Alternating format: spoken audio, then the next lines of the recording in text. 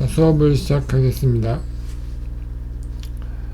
우리가 지금 강의하고 있는 게 지난 시간에 보호수에 대해서 얘기를 했고, 이번 시간에 보강에 대해서 알아보도록 하겠습니다. 지난 시간에 있던 걸 잠깐 리뷰하면서 넘어가도록 하겠습니다. 지난 시간에 보강 재료에 대해서 배웠는데, 보강은 이제 공법별로 재료가 구분됩니다. 그래서 표가 나와 있는데, 어떤 공법을 사용할지는 그 손상되는 원인에 따라서 달라지고요. 그 다음에 제한 조건 같은 경우는 이제 건물이 보강을 한 이유는 부재가 받는 하중 저항성이 없을 때 보강을 해서 하중을 받을 수 있도록 하는 거기 때문에 부재마다 다르죠. 그러니까 보냐, 기둥이냐 이런 거에 따라서 받는 하중이 다르기 때문에 그런 것들 고려해서 보강 재료를 선택합니다. 그리고 이제 중요한 것은 당연히 보강함으로써 인해서 안전해야 되고, 그리고 이제 건물 규모의 보강을 했을 때 어떤 재료를 사용하느냐에 따라서 경제성이 좌지우지되기 때문에 그런 것도 중요합니다. 그래서 가장 많이 쓰고 있는 재료, 현재 가장 많이 보강 재료를 쓰고 있는 곳은 강판 같은 거가 있고요. 그 다음에 탄소 섬유 같은 것도 있습니다. 자세한 건 뒤에 가서 설명하겠지만, 우리가 보강을 통해서 기대할 수 있는 것은 부재의 강도가 증가되는 거, 그 다음에 부재에 발생하는 콘크리트 같은 경우는 인장력 같은 것들 때문에 균열이 발생하죠. 그래서 그 인장력의 보강, 이런 것들로 나눌 수가 있습니다.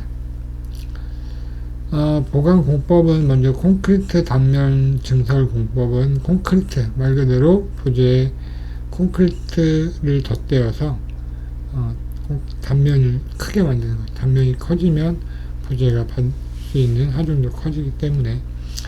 그 다음에 강판 접착 공법은 부재의 강도를 높일 수 있는 방법입니다. 그래서 강재는 콘크리트에 비해서 강도도 우수하고, 그 다음에 인장력 같은 것도 우수하기 때문에 강판을 콘크리트 단면 위에다 덧대면 이 콘크리트의 능력과 강재의 능력이 혼합돼서 전체적으로 부재의 저항 능력이 높아지는 것을 기대할 수 있습니다.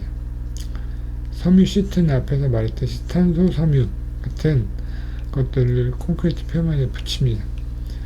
강판 접착 공법과는 달리 섬유 시트 같은 경우는 일단 가볍지만 우리가 섬유 시트 같은 경우는 강도에 영향을 미치는 것보다 인장력을 강화시켜주는 역할을 하기 때문에 강판과는 약간 다른 공법이라고 볼 수가 있습니다. 그 다음에 프리스트레스는 우리 보통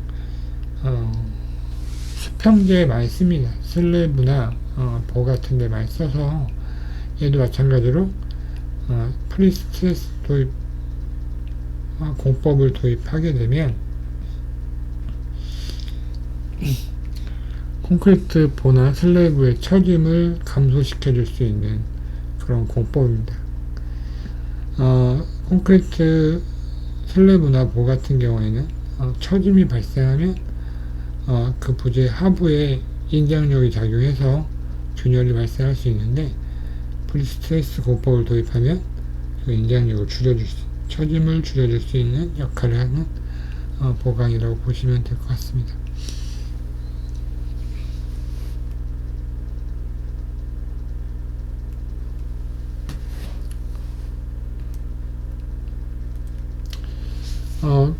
보강 재료도 먼저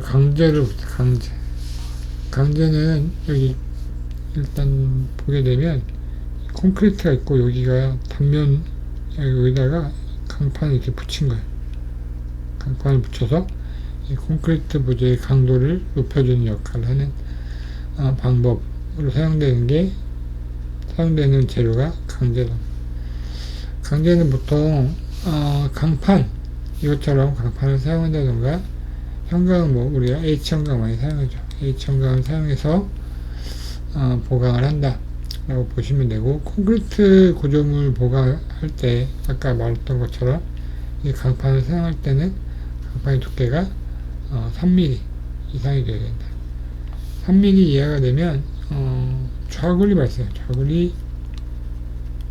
발생하는 능력도 있고, 콘크리트를 보강하는 능력으로서 효과를 발휘할 수 없기 때문에 최소 3mm 이상으로 보강을 한다. 보의 증설 같은 경우는 뭐냐면, 이렇게 슬래브가 있고 보가 있으면,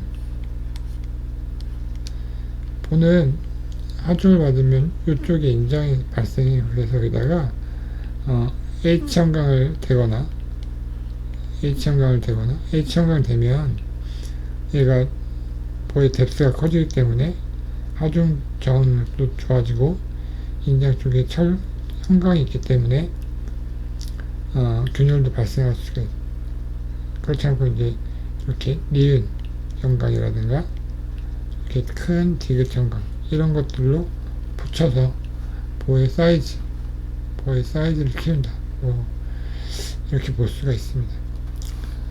그 다음에 강제와 강제의 접합, 얘랑 얘 접합 같은 경우에는 볼트를 사용하거나 용접을 사용합니다. 그래서 보통 이런 데는 용접을 통해서 이렇게 붙여서 넣게 되죠.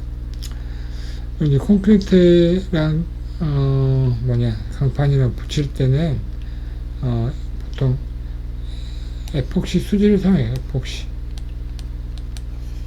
수지를 사용해서 붙이고, 이게 강도가 접착 강도가 떨어진다고 생각했을 때는 이런 것처럼 철판과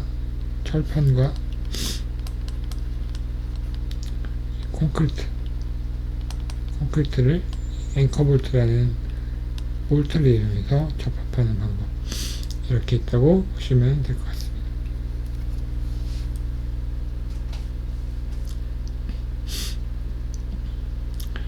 우리가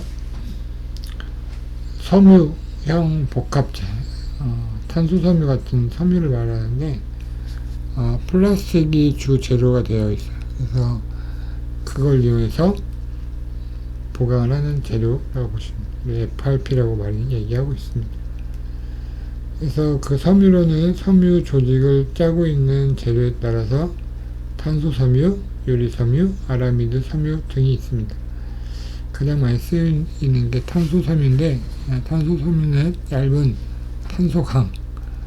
탄소강을 이용해서 섬유를처럼 만들어서 복합재로 사용하고, 유리섬유는 말 그대로 유리를 비산시켜서 섬유, 아라미드도 마찬가지로 화학 재료를 이용한 섬유인데, 이게 우리가 옷을 만들 때 섬유처럼 천처럼 생겨 있다고 그래서 섬유라고 부르는데, 그 용도는 아예 다르죠.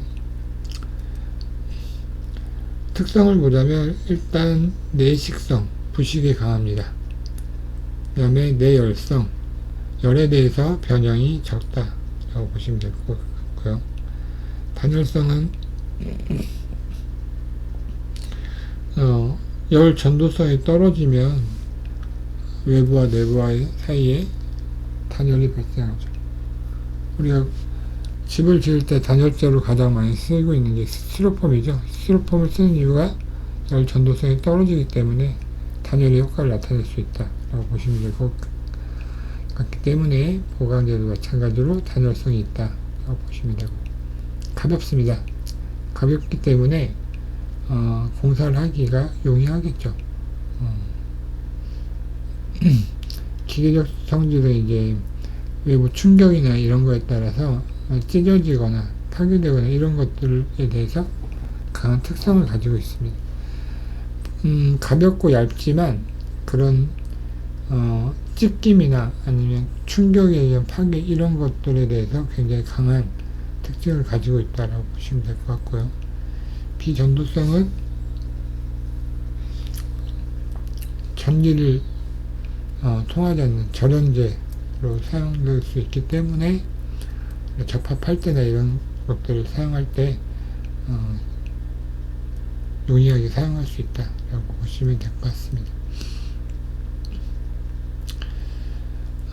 FRP를 봤는데 우리가 특히 가장 많이 쓰는 걸 탄소 섬유라고 하는데, 이거를 FRP랑 비교해서 CFRP, 그러니까 카본 파이버를 쓴 섬유라고 보시면 될 것 같습니다. 강성, 하중에 대해서 변형이 적고, 그 다음에 피로 강도는 계속적인 하중에 대한 그 강도가 좋고, 대부분 인장에 대한 역학적 성질이 굉장히 유수한 재료로 알려져 있습니다. 가장 큰 특징은 탄성이 매우 좋습니다.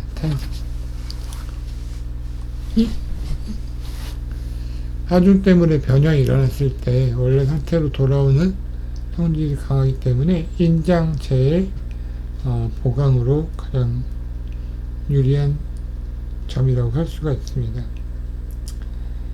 단면을 확대시켜서 보면 이런 게 하나의 탄소섬유 세트고 여기 보면 탄소섬유가 이렇게 있죠. 탄소 강이. 그래서 이게 겉으로 보면 이렇게 한 줄 있고, 이렇게 한 줄 있고, 요거를 단면을 본 거예요. 여기도 마찬가지로 가로 방향으로 이렇게 탄소 섬유가 있고, 얘를 접착제로 붙여서 이렇게 하나의 섬유처럼 만들어서 사용하는 것들을 볼 수가 있습니다.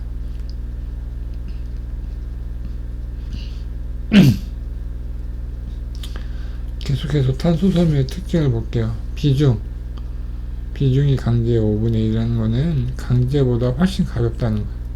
5분의 1 정도로 같은 부피의 탄소섬유가 같은 부피를 갖는 강제보다 가볍다라고 보시면 되고, 탄성계수는 탄성계수는 부재의 인장 응력과 관련이 있어요. 그래서 우리가 강구조나 아니면 콘크리트에 인장이 발생하는 부분 철근을 넣는 이유는 그 강제가 그 인장력을 잘 부담할 수 있기 때문에, 탄성계수가 좋기 때문에. 그런데 탄소섬유는 강제보다 3배에서 4배 정도 인장 능력이 좋다라는 말입니다. 탄성계수가 크다는 거죠.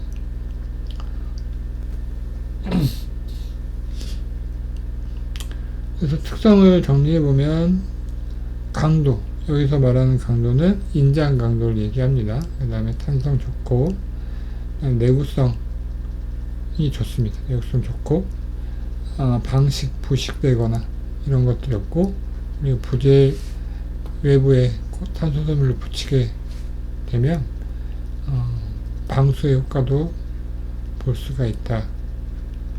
그 다음에 가볍기 때문에 시공하기가 쉽고, 그 다음에 열에 대해서 크게 변형이 없다라는 것들이 특징입니다. 그래서 열에 대해 특성이 있기 때문에 열의 내화성이 있어서 콘크리트 외부에 붙였을 때도 화재가 일어났을 때 큰 영향을 받지 않아서 외부에 붙여도 상관이 없다라는 의미로 볼 수 있습니다.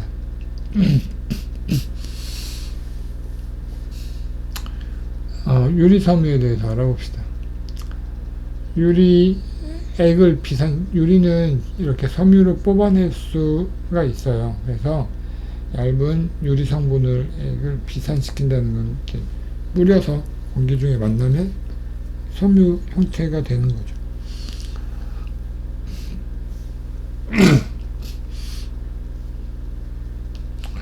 특성은 섬유의 공통적인 특성인 인장 강도가 높고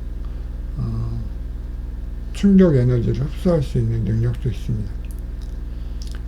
그리고 주 재료가 유리이기 때문에 우리가 알고 있는 유리의 특징을 가지고 있죠. 그래서 전도율이 낮고, 그 다음에 경도성.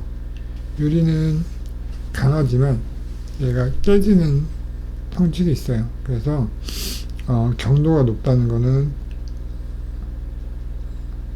큰 충격을 받았을 때 강한 특징을 가지고 있지만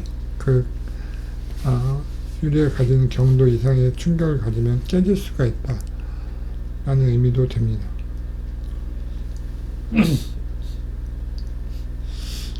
불에 강하고 화학적 성질의 화학 성분에 의해서 부식되거나 오염될 염려가 없습니다. 그리고 이런 어떤 유리의 특징이죠. 그래서 비흡수성이라는 것은 물에 대해서 방수성을 다른 의미로 나타낼 수 있고, 투명하기 때문에 유리 섬유로 보강을 하면 그 내부의 원재료의 그 모습이 드러나요. 색깔 같은 것들이. 앞에 탄소 섬유 같은 경우는 색깔이 까매서 탄소 섬유로 보강을 하면 내부 부재의 모양이 색깔이나 이런 것들이 잘 드러나지 않기도 하죠. 전기 저항성 이런 것들이 유리섬유의 특징이라고 보시면 될 것 같습니다. 그 다음에 아라미드 섬유에 대해서 알아볼게요. 얘는 이제 유기합성, 무기물이 아니라 유기물이라고 볼 수 있어요. 유기물은 탄소가 포함되지 않았다라는 뜻으로 볼 수가 있어요.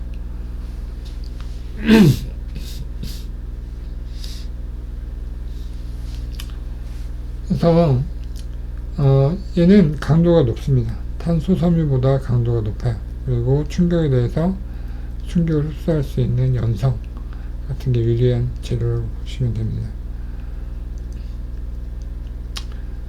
그래서 얘를 사용할 때 프리스트레스 콘크리트 긴장제라는 게 뭐냐면, 프리스트레스는 콘크리트 안에 강연성이나 이런 인장제를 넣어서 콘크리트에 스트레스를 가해주는 그런 공법인데, 그 공법에 사용되는 긴장제로는 강연선이 많이 사용돼요. 왜냐면 강연선이 강도도 좋고 연성도 좋고 인장력 굉장히 좋기 때문에. 그런데 강연선 대신에 아라미드 섬유를 이렇게 꼬아서 사용할 수도 있다라는 특징이 있습니다. 그만큼 인장력이 좋다라는 의미로 볼 수가 있죠. 그래서 성능을 정리해보면, 일단 모든 섬유 보강제의 특징이 가볍고 방수, 그 다음에 시공성, 가볍기 때문에 시공성이 좋고,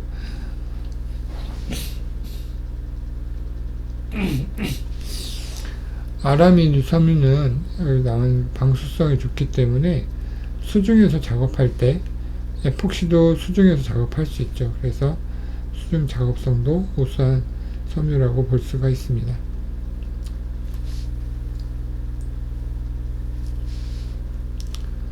계속해서 보강 재료에 대해서 알아볼게요. 단면 보강제, 단면의 사이즈를 이용해서 증가시켜서 성능을 좋게 하는 거라고 보시면 됩니다. 콘크리트 구조물은 구조 부재의 단면의 사이즈에 따라서 그 하중 저항성이 결정되기 때문에 손상되거나 부식돼서 단면의 사이즈가 줄어들면 그만큼 저항성도 떨어지게 돼서 보강을 할 수가 있습니다. 보통 시멘트계를 사용합니다. 모체와 물성치가 거의 비슷하기 때문에 보강을 해도 크게 보강한 티가 잘 안 나죠. 성능적으로는 좋아지지만 티가 잘 안 난다. 그래서 기존 콘크리트는 있고, 그 다음에 시멘트계로 보강을 하면 원래 콘크리트와 나중에 보강제 사이에는 큰 차이가 있죠. 큰 차이가 있어서 1차로 그러니까 양생이 됐을 때, 보강제가 양생이 됐을 때 같이 움직이는 그런 것들이 중요합니다. 콘크리트, 시멘트계 재료의 특징이 뭐냐면 이게 굳을 때 건조 수축 때문에 부피가 축소돼요. 그래서 이 수축량 때문에 보강제가 모체에 힘을 가할 수가 있어요. 그 다음에 수화열이 발생하면, 수화열이 크면 이게 수화열, 그러니까 콘크리트가 양생되면서, 시멘트계 보강제가 양생되면서 발생되는 열이 모체에 영향을 줄 수가 있겠죠.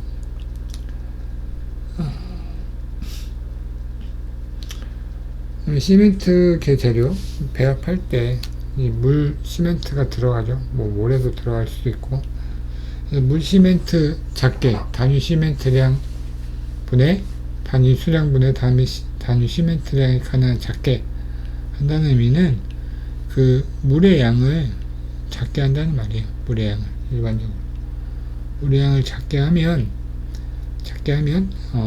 수화 반응이 작게 발생해서 앞에서 말한 수화열이 작아지고, 그 다음에 수분 양생이 필요하다는 것은 건조 수축을 예방하기 위해서, 건조 수축은 시멘트계 재료가 건조한 공기와 만났을 때 수축하면서 균열이 발생하는 현상인데, 주변의 습도를 높여서 수분 양생을 하면 건조 수축을 줄일 수가 있어서 수분 양생이 필요하다라고 볼 수가 있습니다.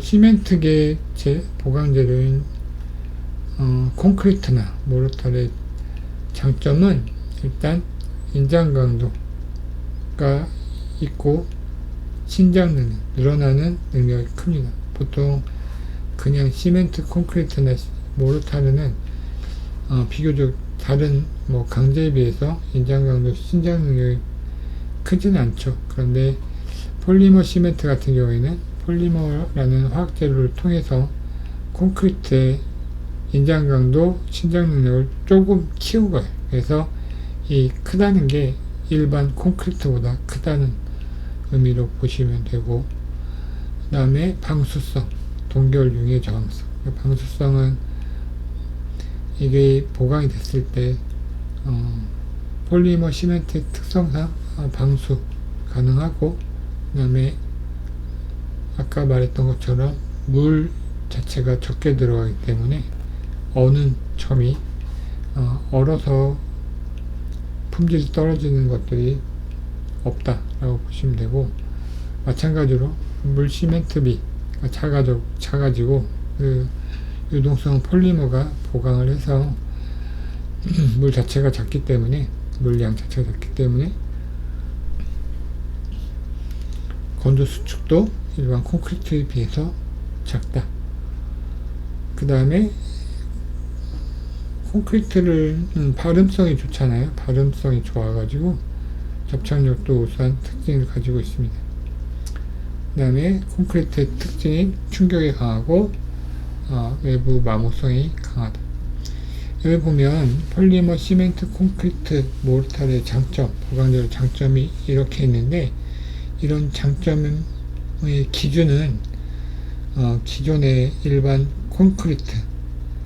콘크리트에 비해서 이 장점을 가지는 거다라고 보시면 됩니다. 그 기준이 콘크리트예요. 이 콘크리트에 비해서 강도가, 이런 특성이 우수하다라고 보시면 됩니다. 그 다음에 접착제에 대해서 계속 알아보겠습니다.